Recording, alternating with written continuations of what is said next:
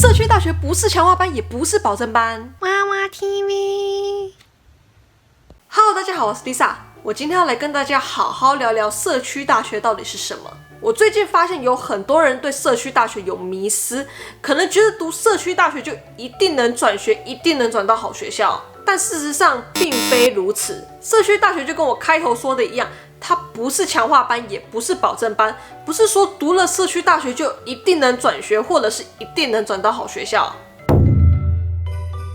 社区大学简单的来说呢，就是给那些成绩不太好的人再一次的机会，将来可以转到4年制大学去，也是给那些家庭不是说太富裕，但是想到美国去读大学的人一个机会，并不是每个想出国念书的人成绩都很优秀，也不是每个人一下子就能申请到大学，更不用说好大学了。那也不是说每个想出国念书的人都很有钱，都是富二代，负担得起美国昂贵的学费。所以美国社区大学提供了一个让这些人可以到美国读书的机会。功课不好的同学可以再给自己一个机会，在社区大学好好努力，好好加强自己，2到3年后或许可以申请转到自己理想的大学。而家里不是很富裕的同学们呢，也可以通过读社区大学，为自己也为家里省下一笔钱。那我给大家一个正确的观念啦，社区大学呢，它不是补习班，也不是强化班，它是政府立定的正式大学。它提供一般4年制大学前2年的共同科目课程。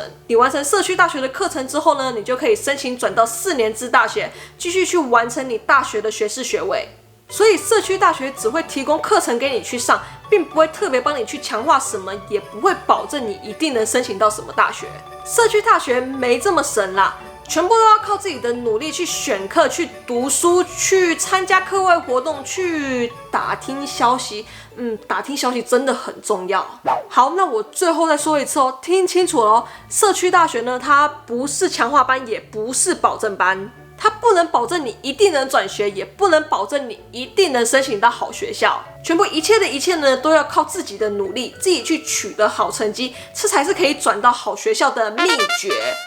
好，那我这样说完，大家有没有对社区大学更了解一点了呢？如果大家还有任何的问题呢，都欢迎留言，也欢迎私讯我，我会尽我的所能呢来为大家解惑。